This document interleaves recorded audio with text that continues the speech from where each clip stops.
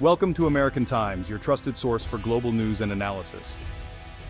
I bet you didn't know a simple bottle of ketchup could spark an international incident. No? Well, sometimes the biggest fights start with the smallest things. In the world of international trade, the US and Canada, two countries that are basically roommates, found themselves in a spat that turned ketchup into a symbol of a much bigger disagreement. It all began with a simple idea from Washington: make American products more competitive by making foreign goods more expensive. The US government, under Donald Trump, rolled out tariffs on imported goods, even from close allies like Canada. Suddenly, things like steel and aluminum crossing the border got slapped with hefty price tags. The US and Canada aren't just friends, they're business partners with deeply intertwined economies. So when the US put tariffs on Canadian steel, it was like charging your best friend to borrow your lawnmower after decades of sharing. The move sent shockwaves through Canada's economy, which relies heavily on cross-border trade. But Canada, often seen as the polite sibling, didn't just complain or file a letter with the WTO. Instead, they found a loophole the size of a moose and drove a fleet of trucks right through it. This wasn't just about getting even, it was about changing the game entirely. And it all started with a plan as bold as it was brilliant.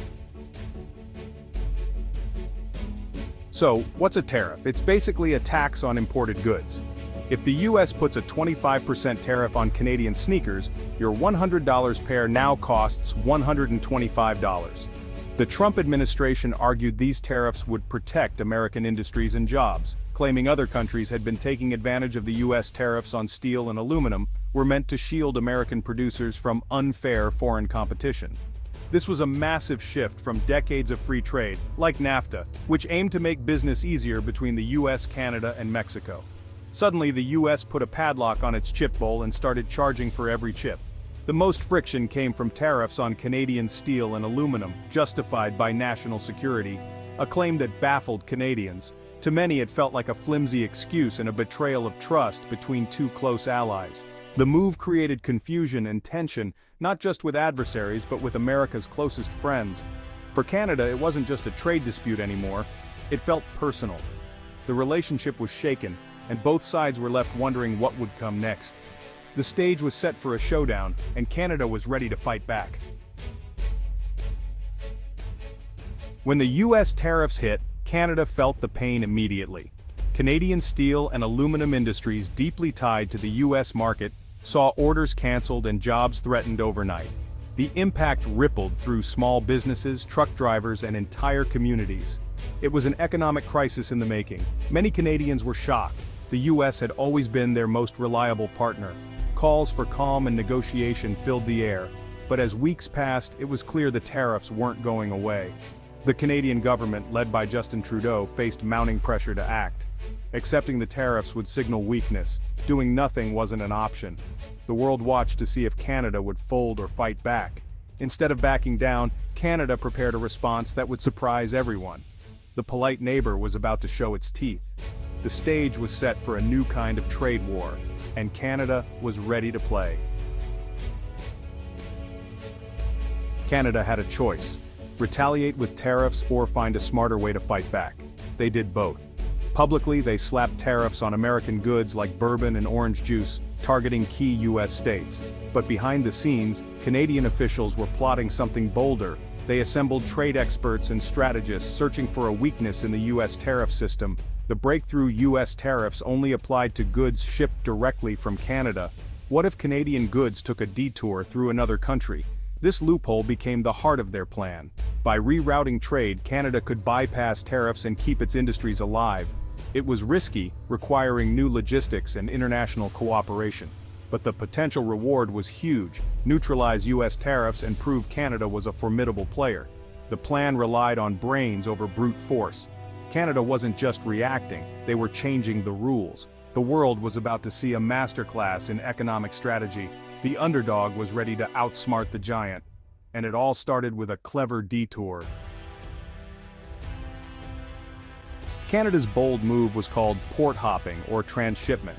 Instead of shipping steel directly to the US, Canadian companies sent it to a third country, like Mexico or Europe, then on to the US. Because the steel now came from a different country, it dodged the Canada-specific tariff. It was a brilliant exploitation of the tariff's wording. Not illegal, just smart use of global shipping rules. The Canadian government helped companies navigate this new system, streamlining logistics and paperwork. They became travel agents for Canadian exports, finding the cheapest, fastest routes around US trade barriers. The poutine ploy, as some called it, turned a crisis into an opportunity for innovation. The strategy didn't just help steel and aluminum, it could be used for any targeted Canadian good. Canada had built a detour around Trump's trade wall, and the US never saw it coming. The port-hopping strategy worked. Canadian factories stayed open, jobs were saved, and industries stabilized. It also forced Canadian companies to diversify, building new trade ties with Europe and Asia. Meanwhile, US companies relying on Canadian steel faced higher costs, passing them on to American consumers.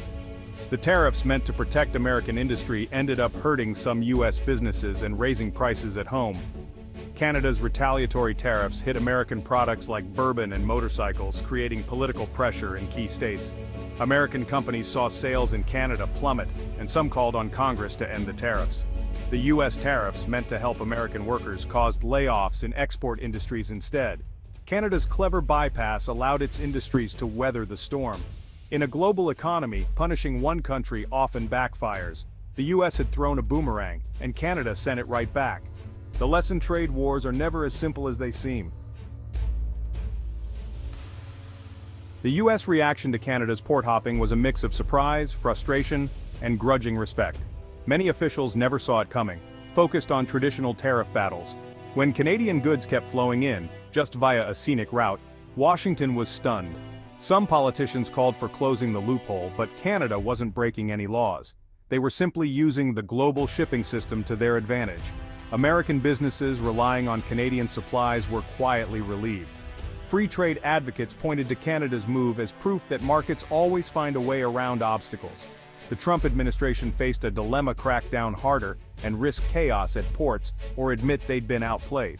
Canada's move exposed a flaw in the US strategy and left few good options. The US couldn't punish Canada for being too clever.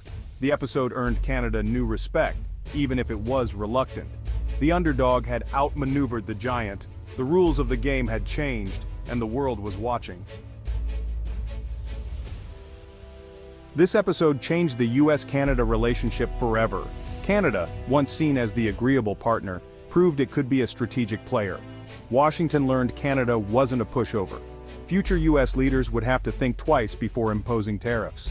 The relationship became more balanced, based on mutual respect and sharp elbows. Canada's response became a case study for other countries facing pressure from bigger powers. The lesson: don't match force with force, use intelligence and creativity. Economic power isn't just about size, it's about agility and strategy. The tariff showdown forced both countries to rethink their partnership. They moved from quiet dependency to strategic interdependence. The old rules were gone. New ones were being written. Canada had claimed its seat as an equal at the North American table. After the dust settled, the US and Canada returned to the negotiating table, this time as equals. The most contentious tariffs were rolled back, not as a concession but as a mutual recognition that the trade war hurt both sides. Canada emerged more confident, diversifying its economy and trade partners. Canadian businesses became more agile and innovative.